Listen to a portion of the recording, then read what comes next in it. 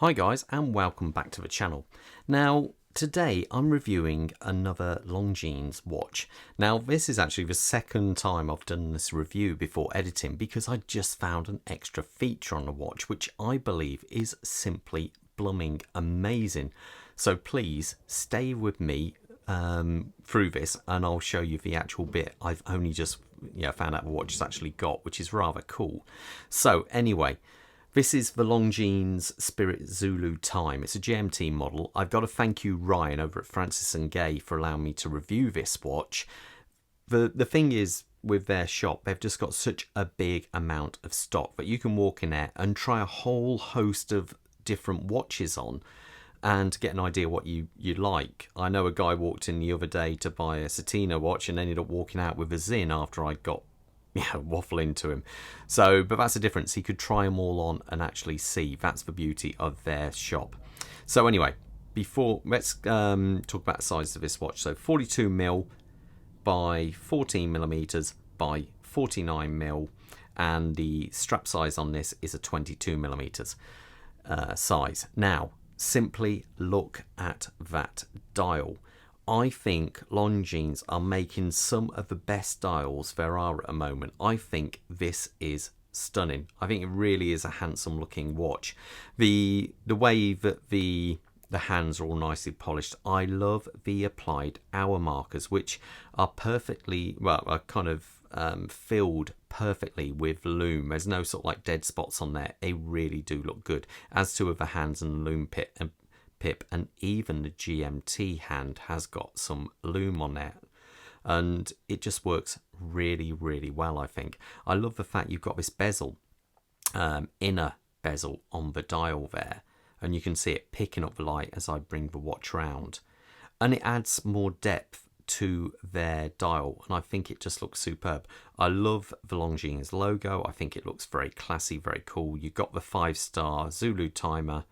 If I zoom right in there, you can see Zulu timer, chronometer, and the 5 stars. I really like that 5 stars. And being that it is actually a chronometer spec watch, the movement in this is the L844.4. I put this on the time grapher, and it was coming in with at chronometer specs with no problem whatsoever. It really was doing well. So I say you've got that lovely dial. And then as we come out, look at that domed crystal. It looks like a water droplet. It just looks so well done and blends seamlessly into this ceramic insert. And it's a double dome, so you can see the magnification when you look at the hour markers inside there. It really does look great. Well, one thing I didn't mention is the date window down at the 6 o'clock position there, which keeps the symmetry of the watch perfect. Really nice. Even the fact that the GMT hand is coloured matte black to match the dial, and just the blue stands out. It's these little touches which I think absolutely nail it, and they really have done well on this watch. The bezel, I say we have a ceramic insert, we have a loomed pip at the top, and bezel action. Absolutely perfect. Zero play, perfect. Don't normally say perfect a lot, but there you go. This one is spot on. It really is good. Obviously coin edge bezel, knurling around the side there. We have a satinized finish on there. We have nice bit of polishing going around there. So really nicely done. They have absolutely nailed this one. The crown is all signed.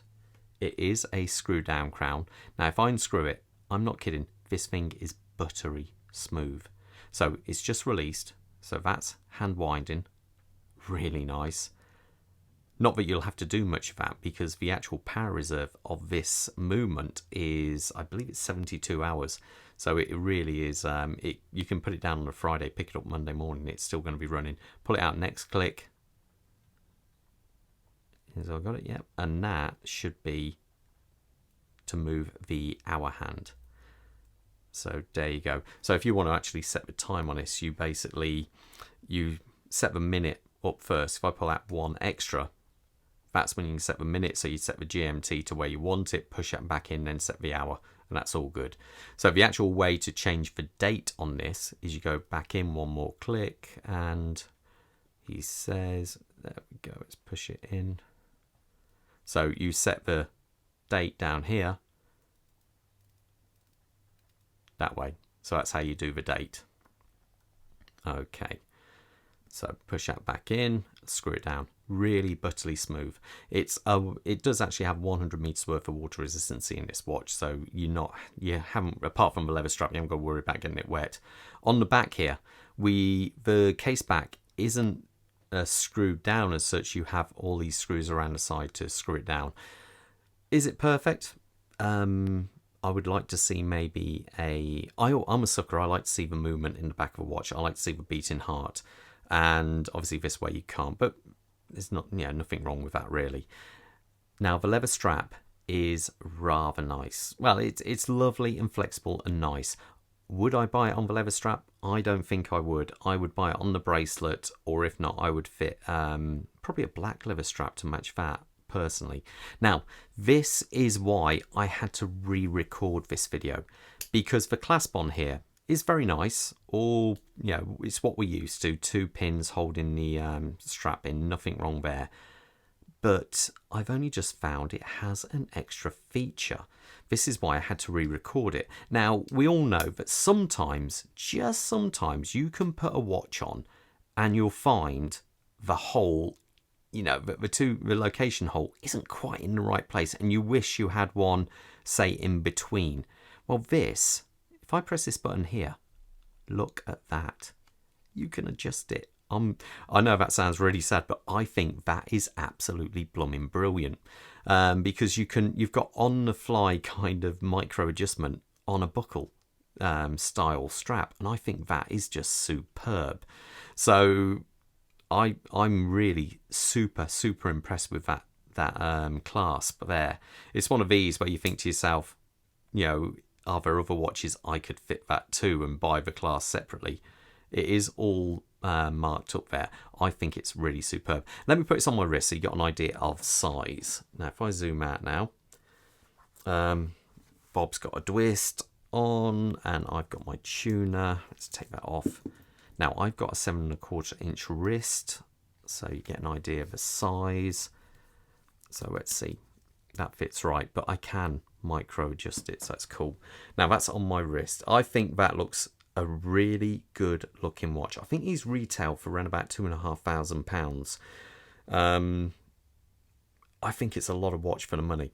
I really do think that is a cracking watch for that price.